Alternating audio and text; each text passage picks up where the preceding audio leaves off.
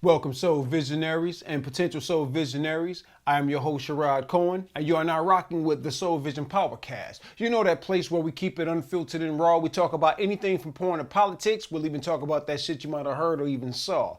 Today, we're going to talk about the 6 types of basic emotions and their effect on human behavior. Let's kick it. Today we are discussing the 6 types of basic emotions and their effect on human behavior. This is an article in the Very Well Mind on verywellmind.com written by Kendra Cherry. All right, there are many different types of emotions that have an influence on how we live and interact with others. At times, it may seem like we are ruled by these emotions. The choices we make, the actions we take, and the perceptions we have are all influenced by the emotions we are experiencing at any given moment. Psychologists have also tried to identify the different types of emotions that people experience. A few different theories have emerged to categorize and explain the emotions that people feel. Now, there's this thing called an emotion wheel. Now, the emotion wheel is a tool that can be used to identify and help you understand your feelings, right?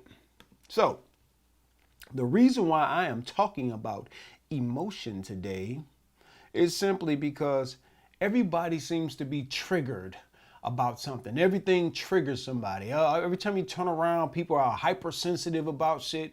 In America, the place that goes around the world and destroy countries and kill people, this place, we're overly sensitive about words. You can't say rape, you can't say sexual assault, you can't say domestic violence. All these words just trigger people to the point where, oh my God, it's just so, we're too emotional. But at the same time, we're a violent country. So I'm just basically picking up and I wanted to, and I had a discussion with someone, and it was just, the interesting thing about it is, how emotion is used over logic the majority of the time. And in some cases, it is necessary to use emotion instead of logic. EQ versus IQ. That's been a debate for a while. And there are some instances where EQ does trump IQ. But in many cases, where IQ is what is needed, or common sense, or just being logical about things, folks are overly emotional about things, especially when it comes to certain topics of religion, sexuality, race, and just whatever. Now we are in a hypersensitive society, and I just wanted to just basically talk about emotions today. And I'm gonna do one on the 9 types of intelligence. So here we go. Basic emotions. During the 70s, psychologist Paul Ekman identified 6 basic emotions that he suggests were universally experienced in all human cultures. The emotions he identified were happiness, sadness, disgust, fear, surprise, and anger. He later expanded his list of basic emotions to include such things as pride, shame, embarrassment, and excitement. Now, combining emotions. Psychologist Robert Plutchik put forth a wheel of emotions that works something like the color wheel. Emotions can be combined to form different feelings, much like colors can be mixed to create other shades.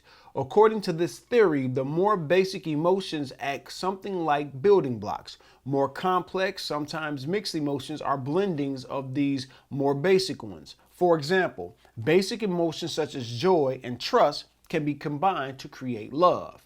A 2017 study suggests that there are far more basic emotions than previously believed. In the study published in Proceedings of National Academy of Sciences, researchers identified 27 different categories of emotions. Rather than being entirely distinct, however, the researchers found that people experience these emotions along a gradient. Let's take a closer look at some of the basic types of emotions and explore the impact that they have on human behavior. And like I said, it's just that we have become so overly sensitive about things, and we can't have discussions. We just can't have open dialogue a lot of times because folks are triggered by the least little bit things. And I can understand children being that way, but man, when you look at adults not being able to converse about politics, about hell, sports, about religion, about race, I think what was his name? Morgan Freeman. He said something like the dumbest shit that I've ever heard an older person say. They asked him, "Well, how do we get rid of racism?" He says, "Don't talk about it." Not talking about racism and hoping that it goes away is like somebody having cancer and never talking about it and hoping that it goes away. Anyway, happiness is number one. Of all the different types of emotions, happiness tends to be the one that people strive for the most. Happiness is often defined as a pleasant emotional state that is characterized by feelings of contentment, joy, gratification, satisfaction, and well-being. Research on happiness has increased significantly since the 1960s within a number of disciplines, including the branch of psychology known as positive psychology. This type of emotion is sometimes expressed through facial expressions such as smiling, body language such as a relaxed stance, tone of voice, an upbeat, pleasant way of speaking. I lost my little section. While happiness is considered one of the basic human emotions, the things we think will create happiness tends to be heavily influenced by culture.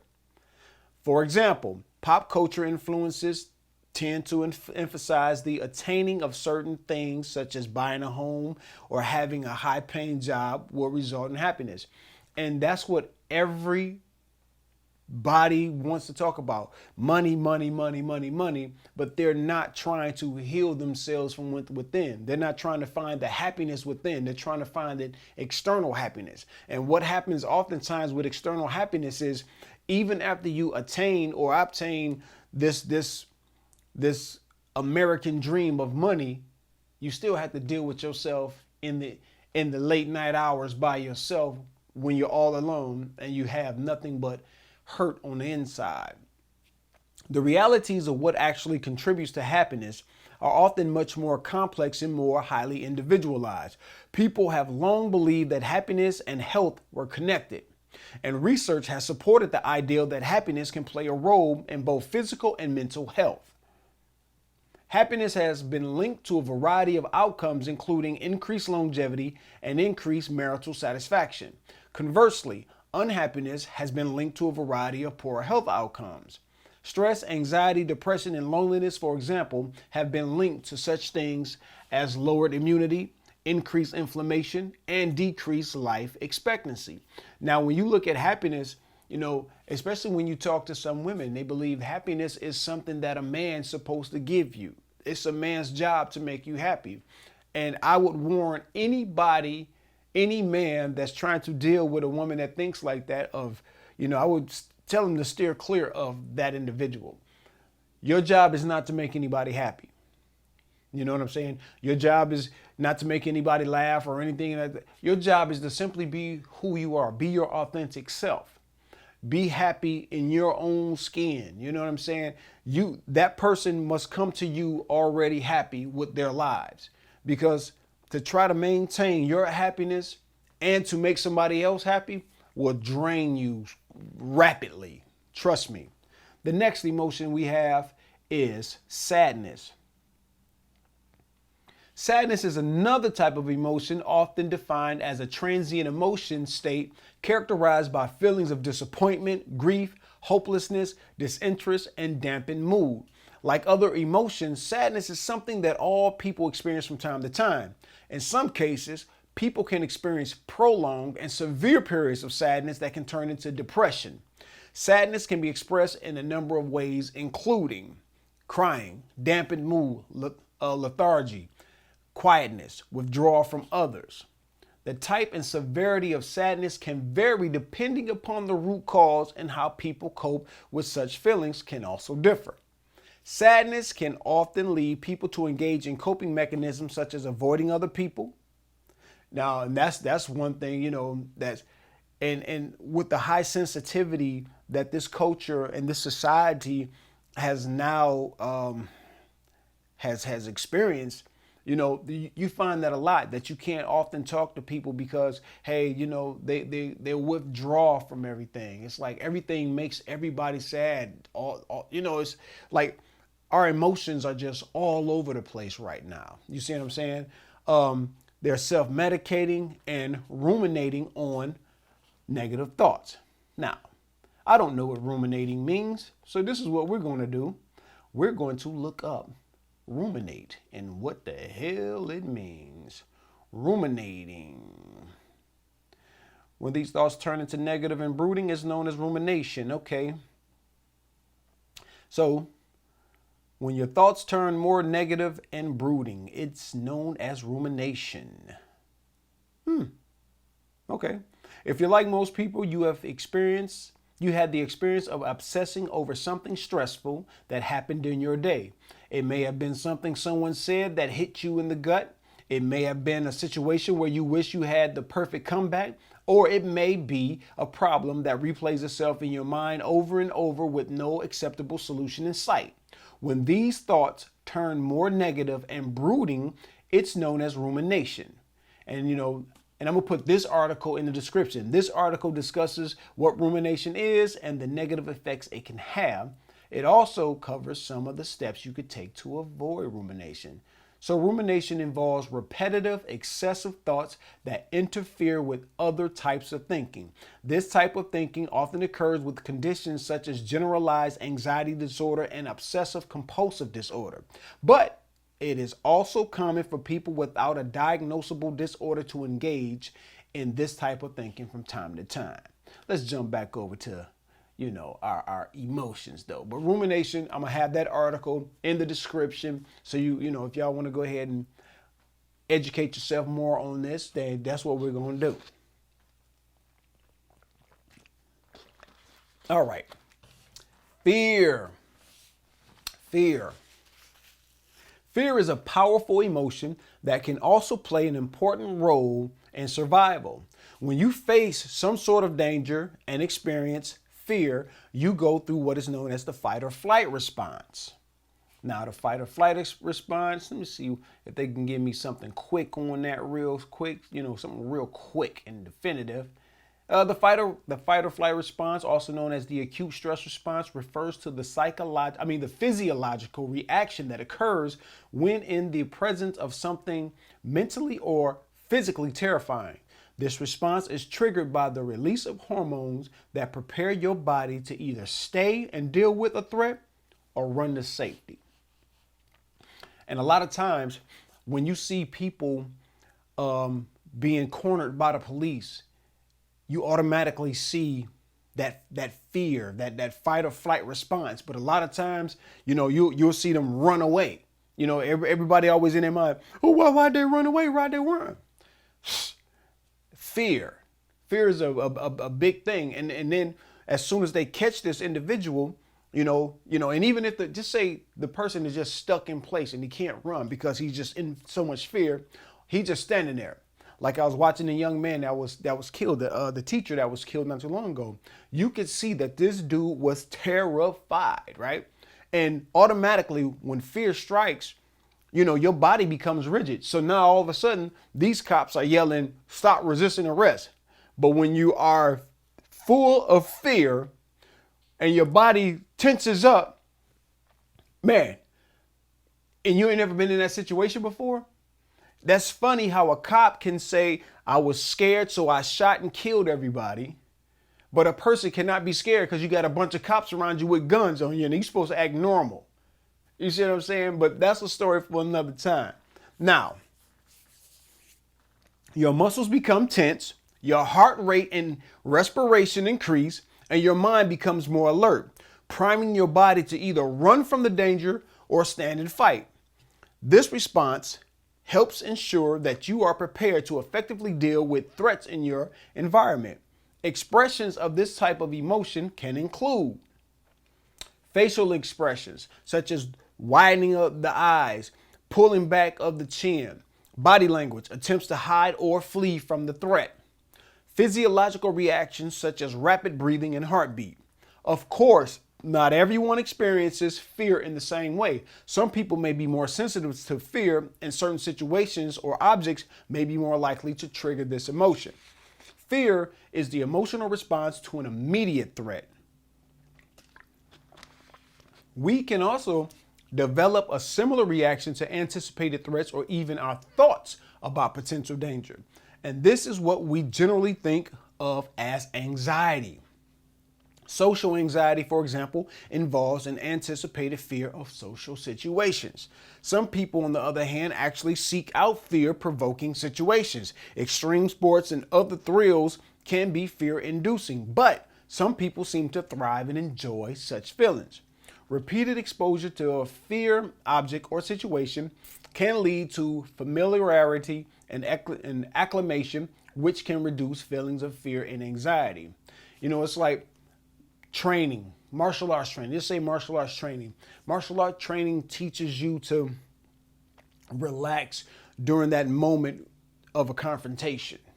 Because you'll lose a fight quicker by being afraid than just by fighting back.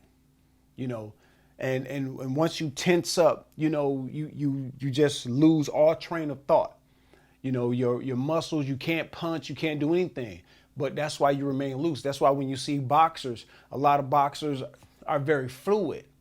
They've trained. They know what the situation consists of. This is the idea behind exposure therapy, in which people are gradually exposed to the things that frighten them in a controlled and safe manner. Eventually, feelings of fear begin to decrease. Disgust. Disgust is another of the original 6 basic emotions described by Ekman. Disgust can be displayed in a number of ways, including body language, turning away from the object of disgust; physical reactions, such as vomiting or retching; facial expressions, such as wrinkling the nose and curling the upper lip. This sense of revulsion can originate from a number of things, including an unpleasant taste, sight, or smell. Researchers believe that this emotion evolved as a reaction to foods that might be harmful or fatal. When people smell or taste foods that have gone bad, for example, disgust is a typical reaction. Poor hygiene, infection, blood, rot, and death can also trigger a disgust response. This may be the body's way of avoiding things that may carry transmittable diseases. People can also experience moral disgust when they observe others engaging in behaviors that they find distasteful, immoral, or evil. Like I'm disgusted when I look on TV and I see politicians telling you the very thing that they're going to do the opposite of.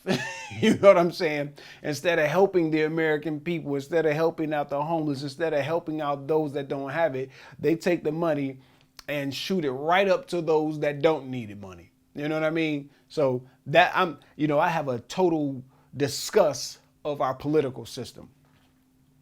Anger.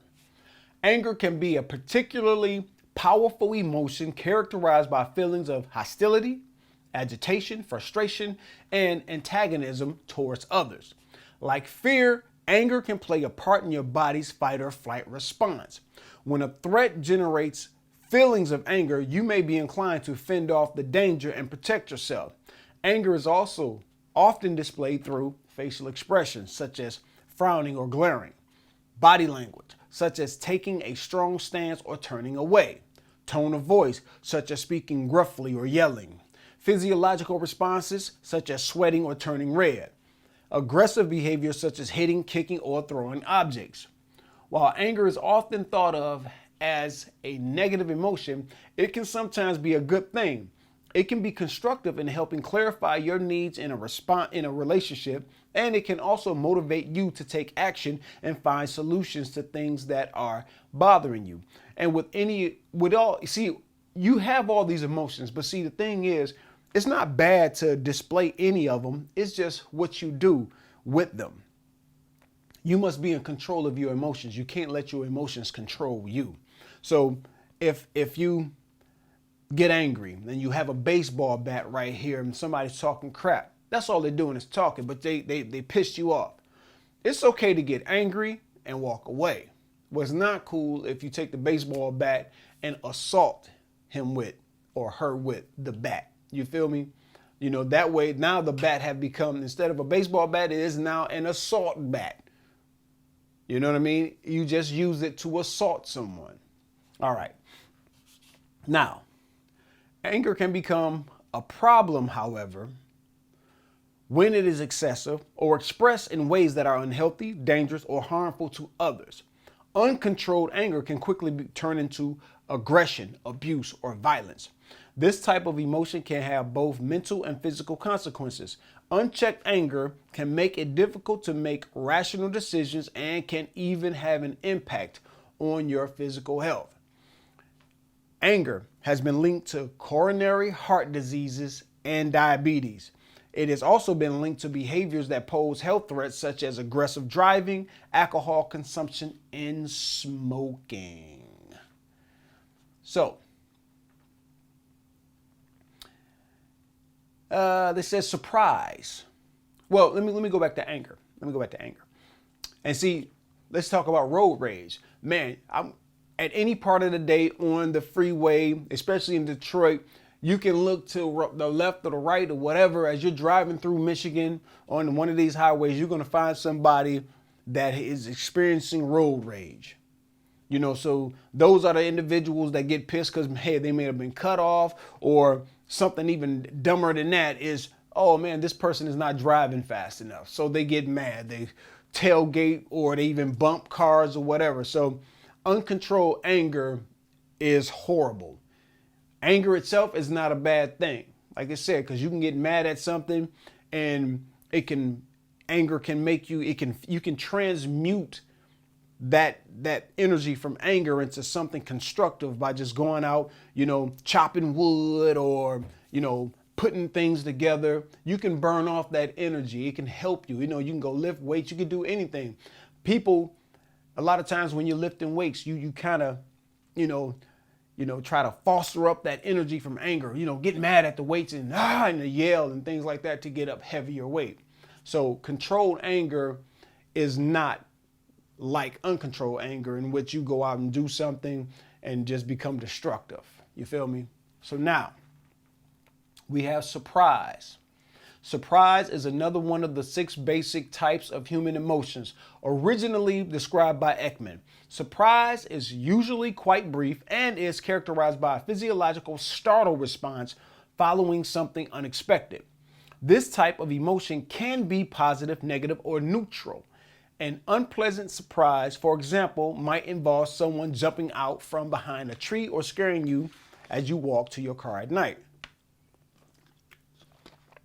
An example of a pleasant surprise would be arriving home to find that your closest fans had gathered to celebrate your birthday. Surprise is often characterized by facial expressions such as raising the eyebrows, widening the eyes, and opening the mouth. Physical responses such as jumping back. Verbal reactions such as yelling, screaming, or gasping. Surprise is another type of emotion that can trigger the fight or flight response. When startled, people may experience a burst of adrenaline that helps prepare the body to either fight or flee. Surprise can have important effects on human behavior. For example, research has shown that people tend to disproportionately notice surprising events.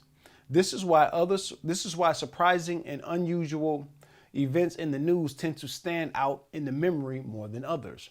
Research has also found that people tend to be more swayed by surprising arguments and learn more from surprising information. Like for me, I would hate a surprise party. I don't, because I like to know as much about my situation as possible. I know you can't know it all the time, but I definitely do not like surprise parties, or don't surprise me with anything. Let me know what I'm getting into. Now, you have other types of emotions. The 6 basic emotions described by Ekman are just a portion of the many different types of emotions that people are capable of experiencing. Ekman's theory suggests that these core emotions are universal throughout cultures all over the world. However, other theorists and new research continue to explore the many different types of emotions and how they are classified. Ekman later added a number of other emotions to his list, but suggested that unlike his original 6 emotions, not all of these could necessarily be encoded through facial expressions. Some of the other emotions he later identified included amusement, contempt, contentment, embarrassment, excitement, guilt, pride in achievement, relief, satisfaction, shame. And it says other theories of emotion.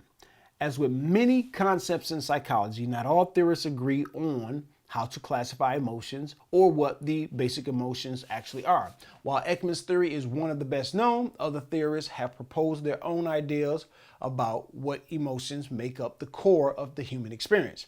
For example, some researchers have suggested that there are only 2 or 3 basic emotions. Others have suggested that emotions exist in something of a hierarchy. Primary emotions such as love, joy, surprise, anger, and sadness can then be further broken down into secondary emotions. Love, for example, consists of secondary emotions such as affection and longing. These secondary emotions might then be broken down still further, what are known as tertiary emotions. The secondary emotion of affection includes tertiary emotions such as liking, caring, compassion, and tenderness.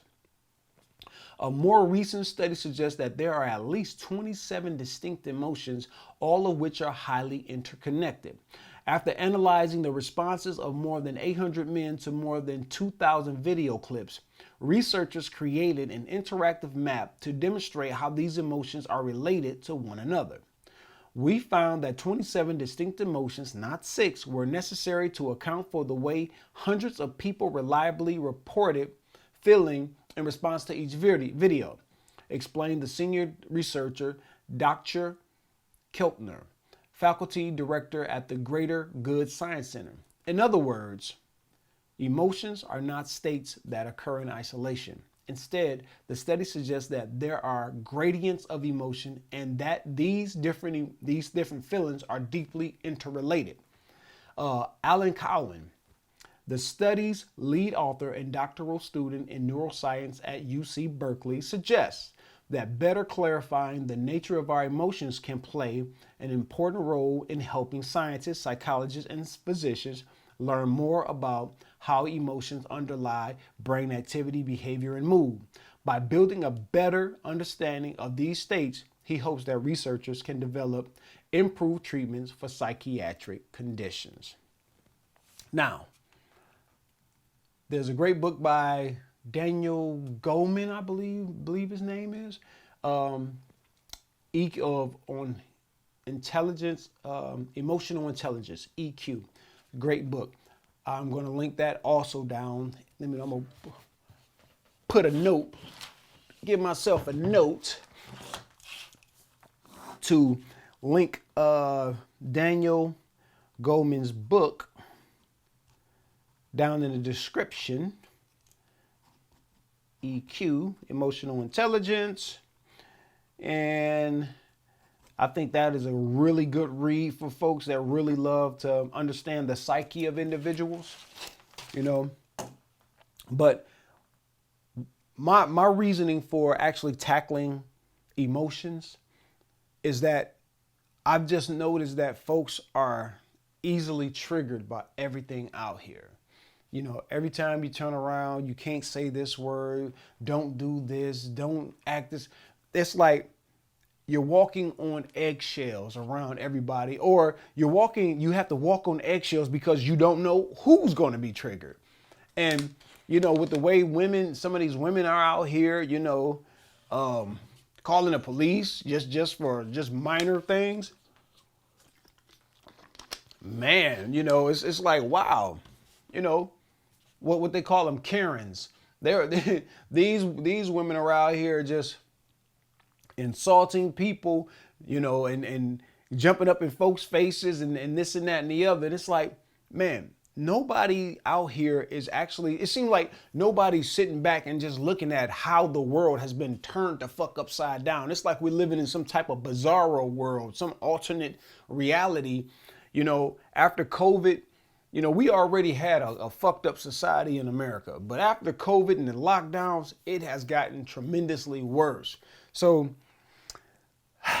it's okay to experience each and every one of these emotions. It's just that you don't want to have like sadness and, anger. You don't want to just be in those two for a prolonged period of time. You just need to watch your reactions to things, when you're angry or sad. You want to control your emotions. You don't want your emotions to control you. So in saying that, just take care of your mental health. Do not allow anyone to play on your psyche to the point where it drives you to doing things that you normally wouldn't do. Thank you for checking back in with me again. I do enjoy each and every time, folks look at the videos. I mean, hey, if you like it, hit that like button. If you're not a soul visionary, come on, subscribe. Let's build this viewership up. Hit the subscribe button. And if you think this information is vital for somebody's mental health, or just someone would just find it entertaining, hey, share it. Peace.